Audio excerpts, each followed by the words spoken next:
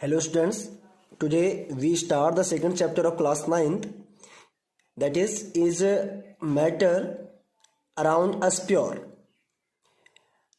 Last videos में हम लोगों ने स्टडी किया था कि मैटर क्या होता है, what is the definition of matter, how many states of matter, inter conversion of matter, यानी कि मैटर को हम किस तरीके से एक स्टेट से दूसरी स्टेट में कन्वर्ट कर सकते हैं, और effect of temperature and pressure, temperature और प्रेशर किस तरीके से अफेक्ट करता है मैटर को।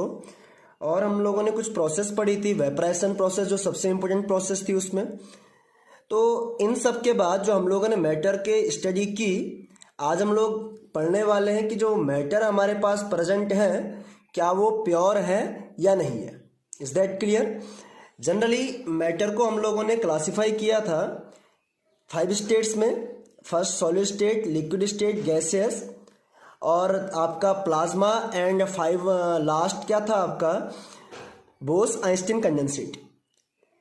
अगर हम लोग मैक्रोस्कोपिक और बल्क लेवल में देखें तो मैटर को 2 टाइप में हम लोग क्लासिफाई कर सकते हैं। First one is a pure substance and another one is a mixture.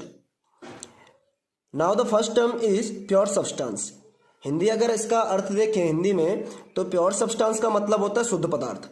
और अगर आम भाषा में कहा जाए, नॉर्मली कहा जाए कि शुद्ध पदार्थ किसे कहते हैं, जिसमें कोई भी मिलावट नहीं हो। Is that clear?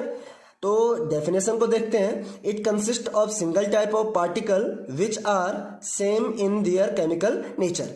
यानी कि प्योर सब्सटेंस हम केवल उसे कहेंगे जिसमें केवल एक ही प्रकार का पार्टिकल क्या होगा, प्रेजेंट होगा, और जो क्या होगा केमिकल नेचर में बिल्कुल क्या होंगे, सेम होंगे। और pure substance are substances that are made up of only one kind of particles and has a fixed और कांस्टेंट स्ट्रक्चर।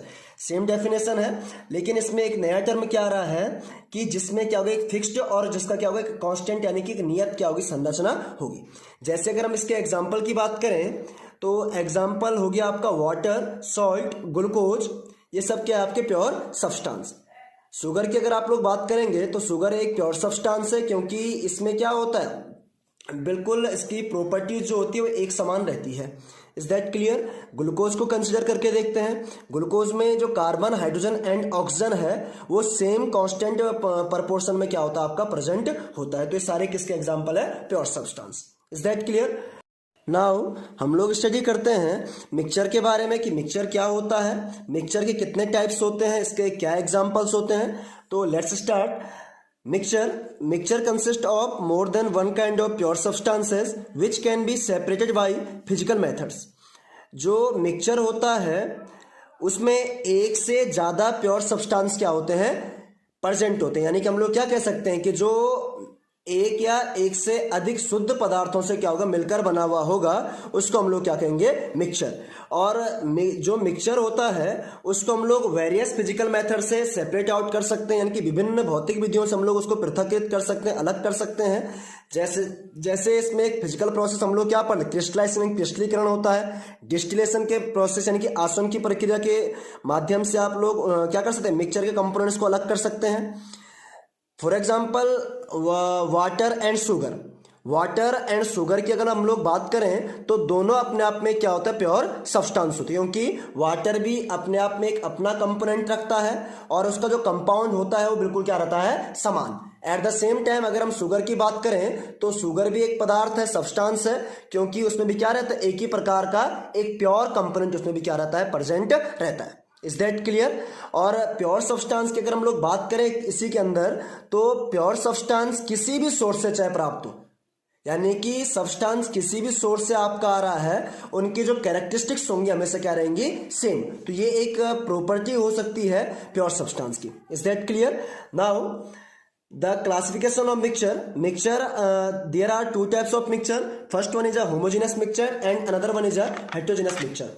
मिक्सचर को हम लोग 2 प्रकार से क्लासिफाई कर सकते हैं। पहला होमोजीनियस यानी कि समांगी, और नाम से क्या पता चल रहा है, समांगी मतलब समान यानी कि सेम। एंड हेट्रोजीनियस का मतलब होता है, हेट्रोजीनियस में हेट्रो का मीनिंग क्या होता है, different. Now the first point is homogeneous mixture. A mixture is said to be homogeneous if all the components of the mixture are uniformly mixed and there are no separation of boundary between them. Homogenous mixture किसे कहेंगे आप लोग? एक ऐसा मिश्रण होगा जिसमें आप कंपोनेंट्स जो पार्टिकल्स होंगे उनको अलग अलग नहीं देख सकते, यानी कि पूरे मिक्सचर की जो बनावट जिसको हम लोग कह सकते हैं वो क्या रहेगी आपकी? सेम रहेगी। जैसे अगर हम लोग बात करें सॉल्ट का वाटर के साथ सॉल्यूशन और शुगर का वाटर के साथ सॉल्यूशन, तो जब आप सॉल्यूशन को शुगर को वाटर में मिलाओगे तो वाटर में मिलाने के बाद आप क्या देखोगे कि वो कंप्लीटली क्या होता है, पूरे सॉल्यूशन में एक जैसा आप लोगों को दिखता है। इसका मतलब उसमें आप वाटर और नमक को अलग अलग नहीं देख सकते। Is that clear? तो इसको हम लोग बोलेंगे homogeneous mixture. Now the heterogeneous mixture, mixture is said to be heterogeneous if all the components of the mixture are not uniformly mixed and there are visible boundary of separation between them। Heterogeneous just opposite है किसका? Homogeneous का।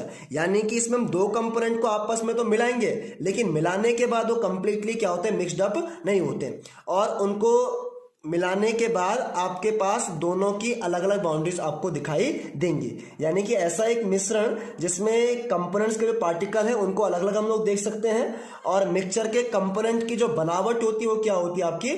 अलग अलग होती है, यानी कि समान नहीं होती है। फॉर एग्जाम्पल आपने एक ग्लास लिया, ग्लास में पानी डाला और पानी के ऊपर हमने क्या मिला दिया? आपका ऑयल। अब ऑयल मिलाने के बाद हम लोगों ने उसको थोड़ा सा सेक किया, हिलाया।